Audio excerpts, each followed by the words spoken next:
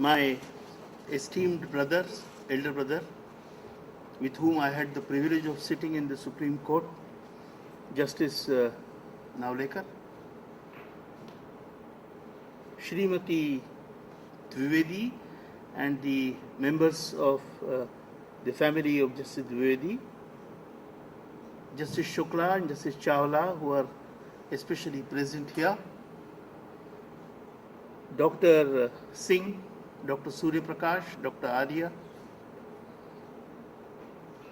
and my dear students, other ladies and gentlemen. Some people,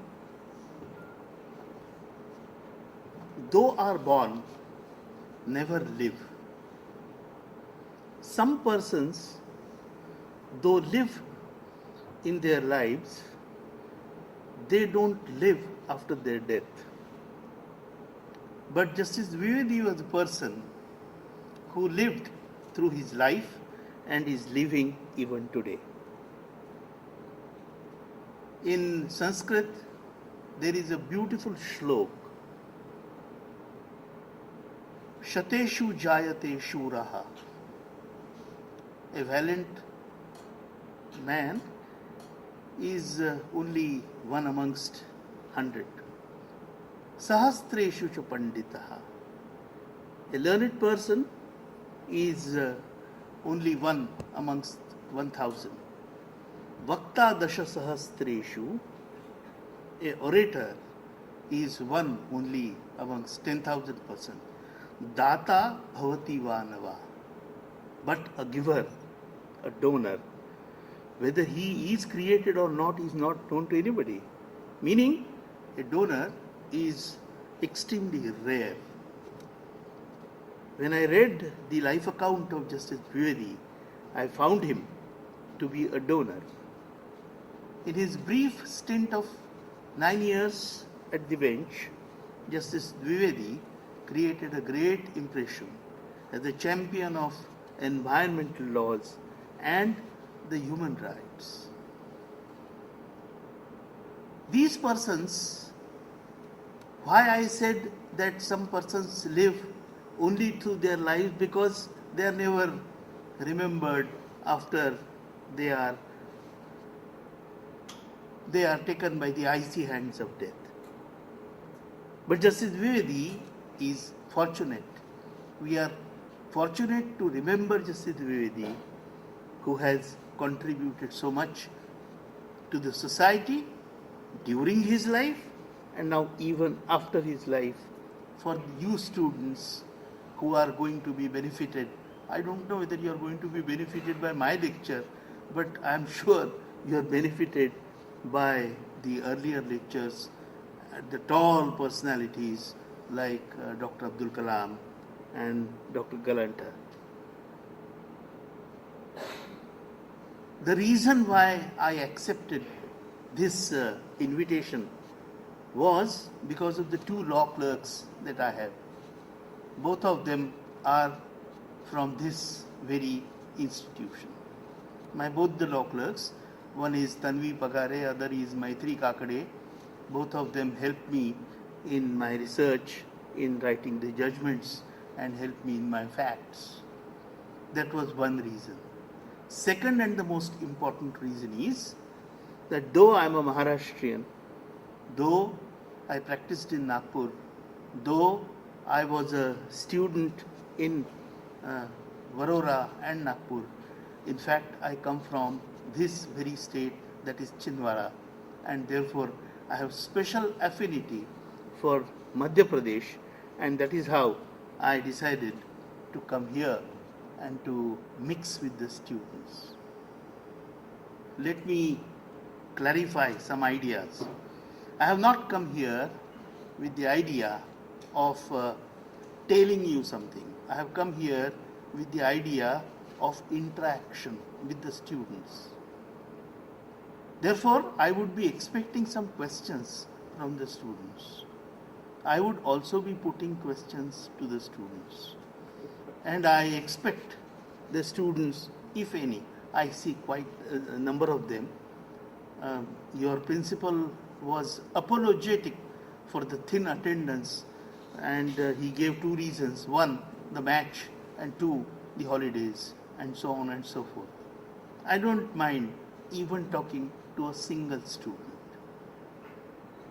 Had there been a single student present, I would have been equally happy and I would have been equally enthusiastic in interacting with the students. On this, the subject that I have chosen is the revamping of criminal justice system.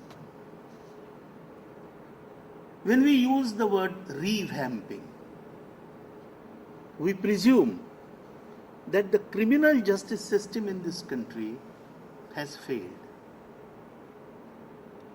Therefore, the need of revamping.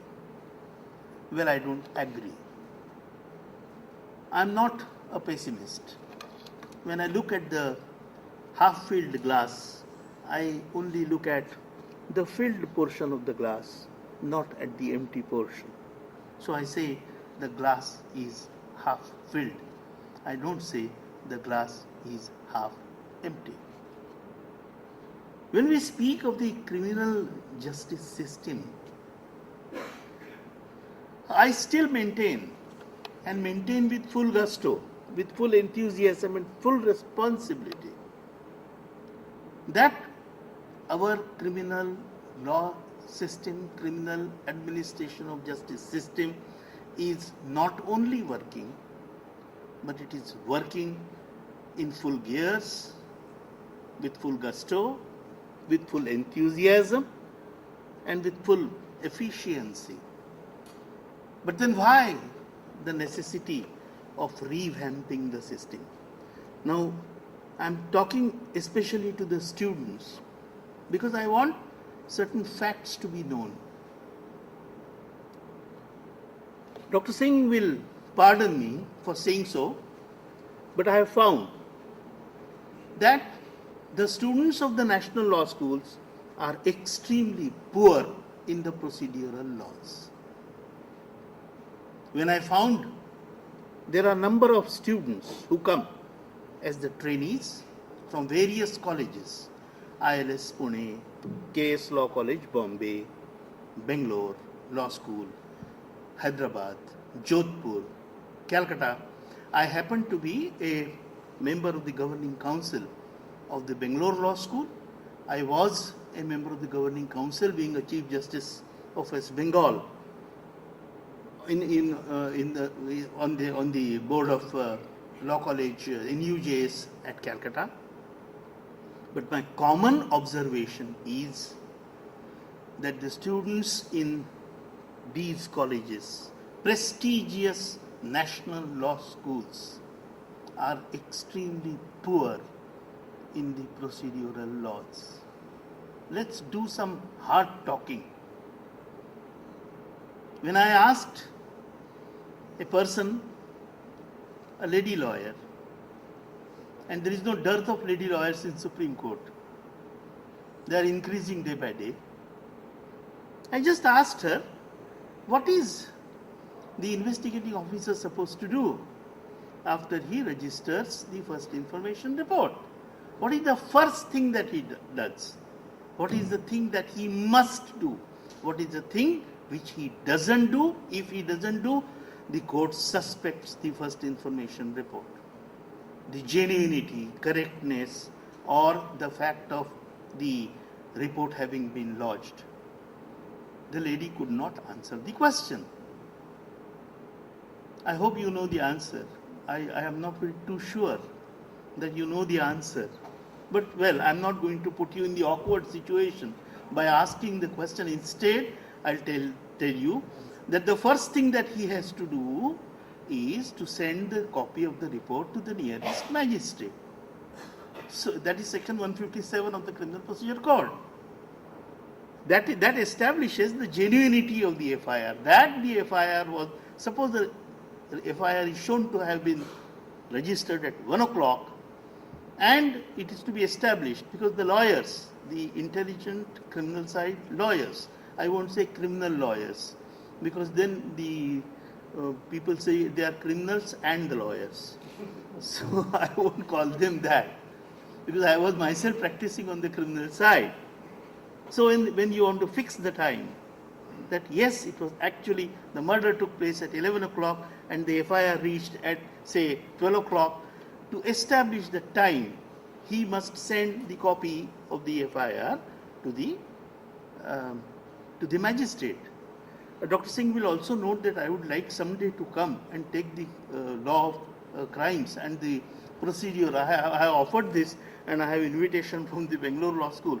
I have not been able to fructify my promise as yet, but I will definitely come here someday to talk to the students, because nothing pleases me more than to talk to the students and to know their ideas. Why I am on the criminal law? Ladies and gentlemen, if the Supreme Court has 100 cases on a particular day, 40 of those cases are criminal cases.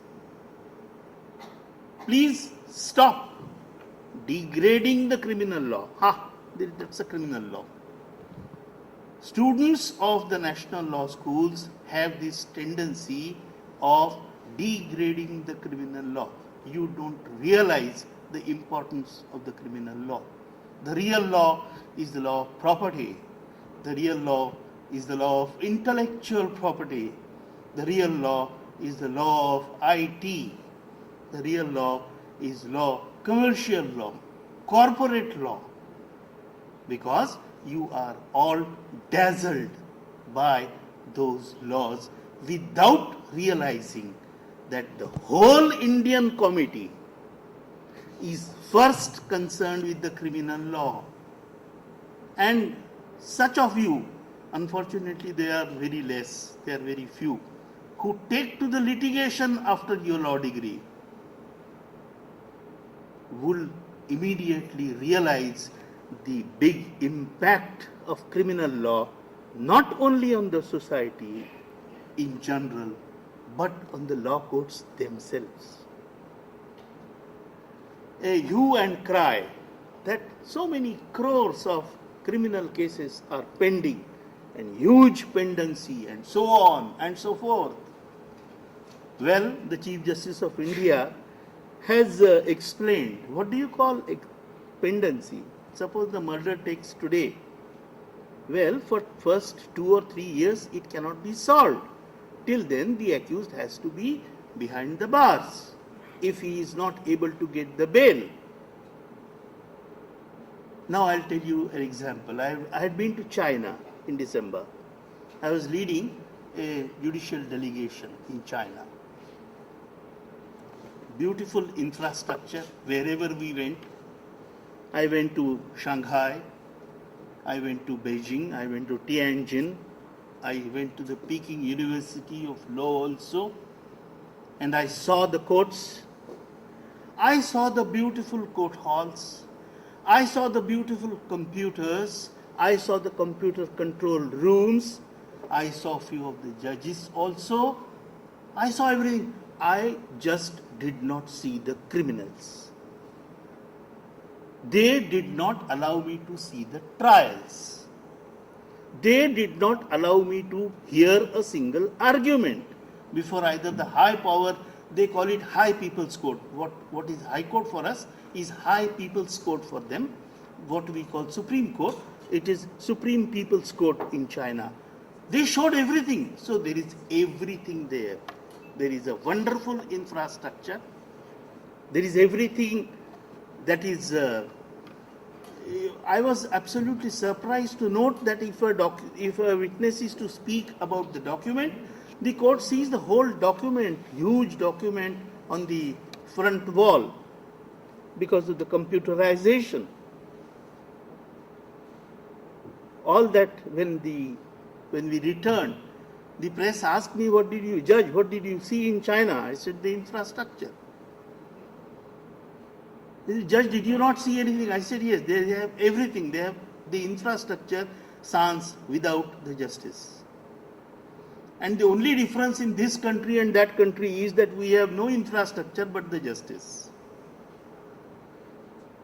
Ladies and gentlemen, don't denigrate, the criminal law. The importance of criminal law is tremendous. Even if you go to the corporate sector, even if you serve in any multinational corporation, even if you join a solicitor's firm, the criminal law is not going to leave you.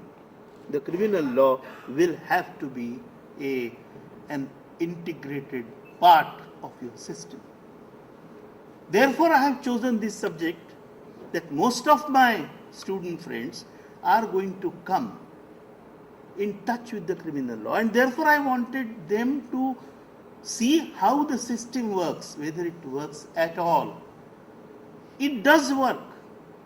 Today, if there is a murder, or if there is a rape, or if there is any offense, the offenders are caught.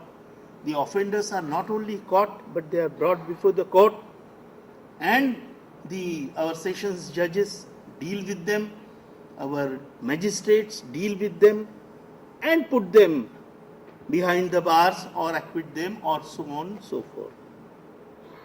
So it's not that the system is not working. Then why this need of revamping? The need of revamping is because we want to improve the system. Shocking figures.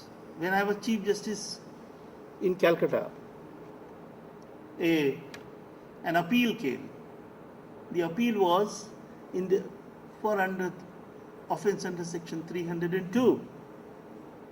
And the lawyer won't come. I said, why is it that no lawyer is coming in this? Then some junior lawyer was there, smart, probably the student of this institute. He said, sir, look at the number. I looked at criminal appeal number so and so of 1983. I am speaking of 2006. He said, sir, even if there was no bail granted to this man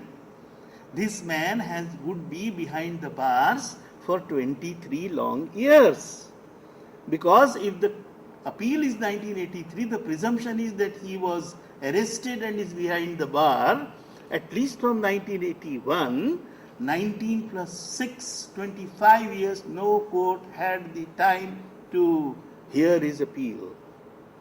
So whether he is acquitted or whether he is convicted, it doesn't mean anything to him. Therefore, his lawyers are not coming to argue the matter. This is the dark side of the story. But there are always two sides. And your Dr. Singhs and Dr. Surya Prakash teach you how to look at both the sides of the things. Example number 2. Again, appeal called out, nobody is coming. I said, why are they not coming? What is this? Why is the lawyer not coming? One smart lawyer again rose up and told me, sir, probably the accused are on bail. When was the bail granted to them? Sir, the bail was granted to them in 1985. When were they convicted?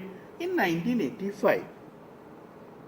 So, sir, 15 plus 6, 21 years have gone, he is on bail. We don't know whether he is living or whether he is dead. And the lawyers who are engaged for him know that if your lordship dismisses this appeal, he will have to go to jail after 21 years to spend another minimum 20 years in the jail. I said, therefore, but why should the lawyer not come?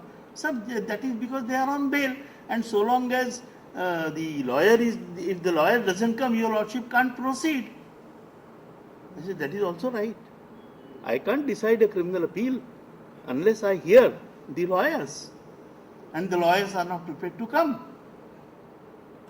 If you have some common sense, then it's a very simple reason.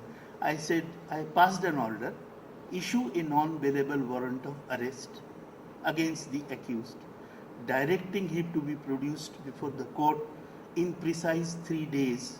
if the warrant is not executed. And that's why our reliance is on our students, particularly the students of national law schools, to start thinking in these lines that if the crime becomes the order of the day, where would you be? If instead of going to the police and bringing the accused to the courts, the people start going to the politicians and to the goons, what will happen to the system? What will happen to the lawyers? What will happen to the courts? At least till today, the situation is not out of hands. But we were on the question of British system. Accused-friendly jurisprudence, criminal jurisprudence, we completely forgot about the complainants. It's now, after 2000, or maybe after Nilvati Behera and those two, three other cases, that now we have started thinking about those who are the real sufferers of the crime. A poor girl. I should not be telling you this story. I should not be telling you this story because the matter is pending before me. But here is a girl who is raped incessantly by none else but her teacher. The girl is, say, 16, 17 years of age. She is raped day in and day out by the teacher. Then teacher gets bored of her and introduces her to another teacher. So now another teacher goes and rapes the girl. Then the two introduce her to the third teacher, and third teacher also makes his muh kala with the girl. The girl one day conceives and reports it to her mother. Poor father is serving somewhere outside India. He hears, comes down. The girl appears. Boldly says, he and he raped me. At such and such time. Medical evidence clean. Yet the trial is not over. In the meantime, unfortunately, the father dies of the shock that his girl would never be now married, having been defiled by 3 persons. And gentlemen, till then, her cross-examination is intelligently not done. Her examination in chief, she accepts everything. Cross-examination, sir, the lawyer is ill. Sir, today is India-Sri Lanka match. Sir, today there is a obsequies in my house of my grandmother. Sir, the matter is adjourned. In the meantime, the father is dead. Till then, the girl and her mother are examined. Mother is the first person to whom the girl has revealed the fact of rape.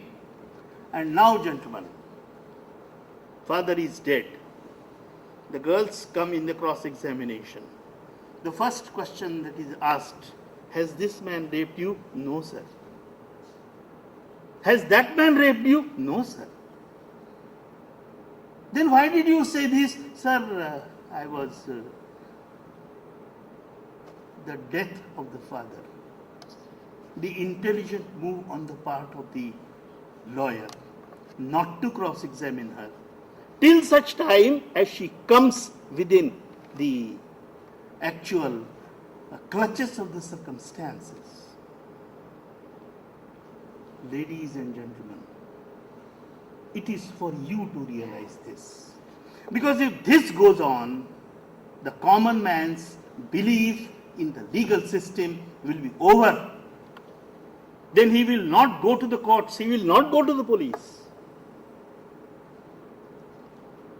I have only I am only trying to tell you the sides, various sides which you have not hitherto been exposed to. These are the sides of the criminal law. These are some of the factors of criminal law. What is then the panacea for this tall? I have prepared a paper. I am not interested in reading the paper because then my eye-to-eye contact with you will be lost. I will have an eye-to-eye contact with my paper, which I don't want to do. I want to have the dialogues with you. Which are the factors? The first factor now. All these factors are in C, starting by letter C, because the crime starts with C. The first factor is the courts. The courts, we don't have adequate number of courts. Where in the state of West Bengal I required 450 courts, I had 185 criminal courts. My Metropolitan Magistrate number 1 had 35,138 the Negotiable Instruments Act cases in him. Not only he, but his great-grandfather also would not have been able to dispose of those cases. Why? Because if you ask for the posts of the peons, the state will give the posts. Why? Because one peon means 5 votes. If you ask for 25,000 posts of the teachers, primary teachers, because one teacher controls 40 families equals to 200 votes, therefore we would be prepared to appoint any number of the primary teachers. But when Chief Justice Sirpurkar asks for 450 magistrates, fund crunch. Supreme Court is crying hoarse. You will have to create the courts. Supreme Court, according to the Supreme Court, it required 50,000 more courts. Not even 500 are filled up. This is the stark story that we have to face. So, the first is courts.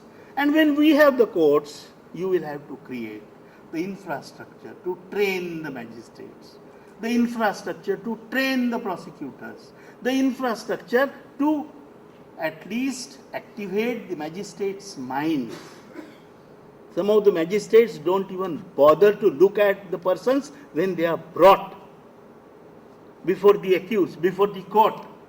Some of them never bother to ask, "Arey, have you been beaten? Do you have any injuries on you while you were in the custody?"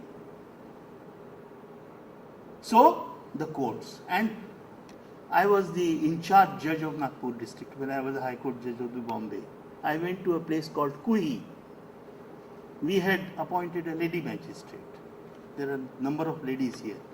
Mind you, magistrates these days draw the salary of 45,000 rupees a month. Nobody has probably told you this.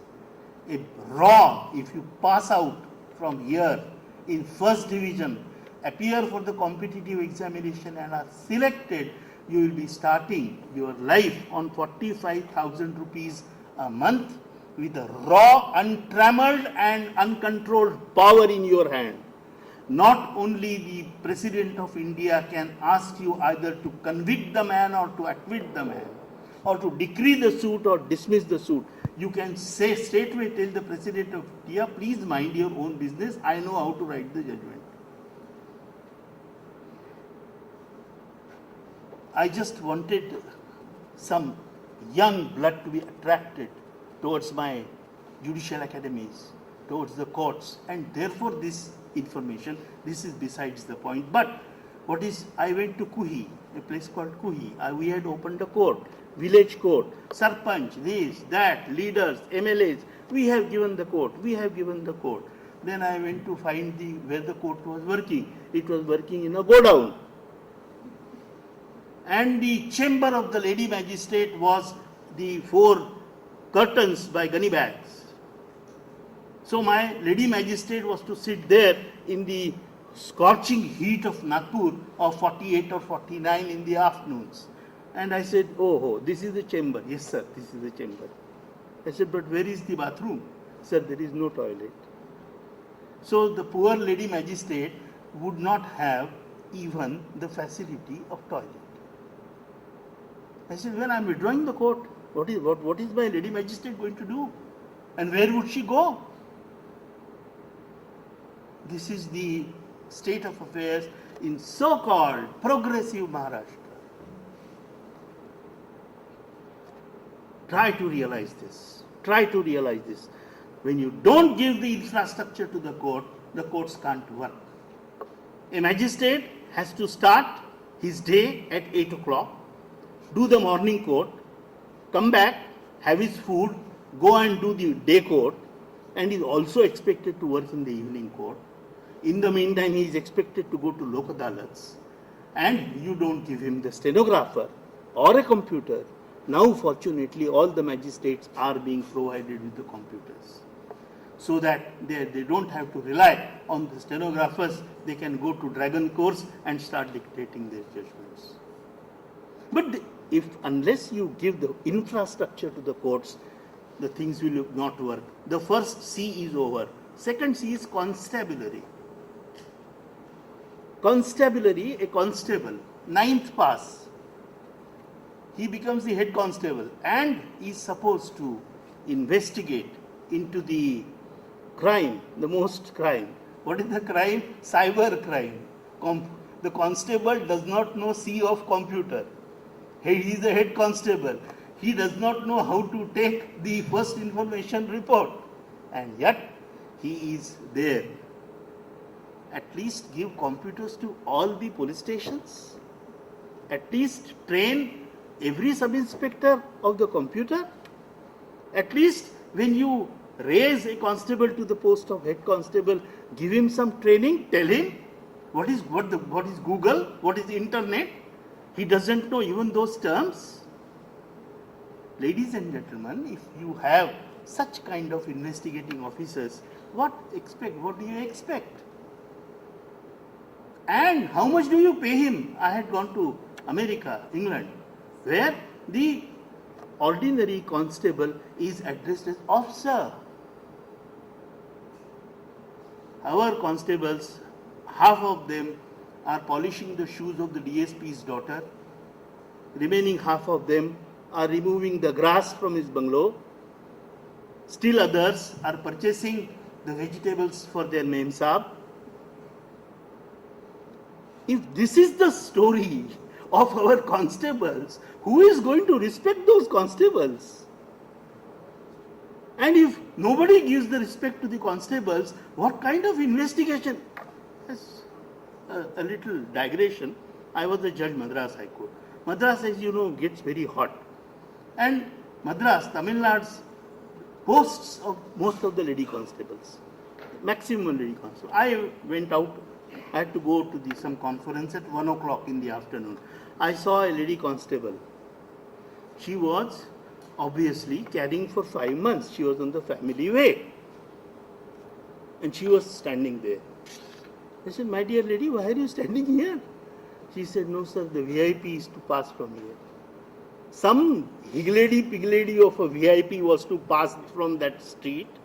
And that lady constable who was pregnant 5 months was kept there for protecting him, for protecting that VIP. If you are using our constabulary to this, what else would you expect? So, the police reforms, there have been number of reports, I have dealt with them in my papers, but I don't want to go. Third is the community. Go back to the example of Paris Bakery murder. 500 people see the murder being performed, but we are not prepared to become the witnesses. Peter का cheater बना देंगे, will be the police में कौन जाएगा वहाँ पर, कौन धक्के खाएगा वहाँ पर जाकर. This is how we act. A girl is being burnt. A girl is being murdered. Monica Kirnapure. in Nagpur. At 1 o'clock in the afternoon, the girl is murdered in presence of 500 persons. Nobody, no valiant person is prepared to report. And why did Monica die? Today's papers told me that her friend had refused the love offer of somebody, and therefore he had given a supari for the murder of that friend. But these supari walas did not know the difference between Monica and her friends, therefore murdered Monica. This has to disturb you, my dear ladies and gentlemen. If this doesn't disturb you, the things are going to be very bad. In bus we are traveling, some person is making sneer remarks, bad remarks, insulting remarks, doing something objectionable. हमारा खून खौलता नहीं है अभी भी, और जब तक हमारा खून खौलेगा नहीं तब तक ये ऐसा ही चलेगा, ये ऐसा ही होता रहेगा. Therefore, the new lawyers, the new judges who are going to man the system, I'm sorry, woman the system also. You can't only man the system. They have to realize all this. They have to realize. Unfortunately, I have spoken too long. The last seat is our conscience. What is the first thing that an accused does when he goes to the lawyer? वकील साहब, ये सल्टेगा क्या? ये सल्टेगा क्या? ये जो summons आया है या जो वारंट आया है, इसको कैसा भी करके सल्टाइए. Saltana is the kind of verb that we come to know only after we become the lawyers. Yes, saltana padega. Means purchase the number one. Don't allow the matter to go to the court. Number two, if it goes to the court, maximum take it 10 years, 15 years. Number three, patao, manage the witnesses. Number four, if the witnesses are not manageable, manage the public prosecutor. He can be managed. And last but not the least, if the public prosecutor also cannot be managed, manage the court. Simple. Purchase. And we have those dialogues in Hindi movies कि ऐसा जज अभी तक पैदा होने का है जिसकी कीमत दी जाने पर जो पलटेगा नहीं, and this and that. Hindi movies, thanks to our Hindi movies. What are we showing? It's a mockery of the courts that they show in the Hindi movies, and no one, there is an advertisement, the judge is young, Tariq pe Tariq, and then the judge gets old. And the prosecutor also gets old and starts shaking. And nobody bothers. Nobody bothers. Nobody has the sense to apply to the one simple application to the High Court. Sir, this is nothing but denigration of the legal profession. One student, I want one student to write to the High Court. I'm sure that will be treated as a public interest litigation and a writ petition. Why don't we have such students? Why don't we have such? Because we have lost our conscience. The community has lost the conscience. Unless, my dear friends, we have our conscience, and our conscience is razor sharp, we will not be able to do it. Let one of you do it. We just now lighted this lamp. Tagore has said a very beautiful poem. I happen to know Bangla also. He says, Ke loibe amar karjo bollo shondha robi. Who will do my task of lighting this world? Asked a setting sun. Ke loibe amar karjo bollo shondha robi. Shunia shara jogot roilo niruttoro chobi. Hearing this question, very difficult question from sun, the whole world became silent like a picture. Shunia shara jogot roilo niruttoro chobi. মাটির প্রদীপ ছিল সে বলল স্বামী এক টিমটিমাতা দিয়া থা there was a small earthen lamp. It said, my lord, আমার যেটুকু হইবে করিব সেবা সেবা আমি, whatever I can do I will do. My dear students, ladies and gentlemen, this lighting of the lamp and that great poet Tagore has asked each of us to become a small lamp. A small lamp so that that light will dispel the injustice from this world, injustice from your country, injustice from your state, injustice from your city. Thank you very much.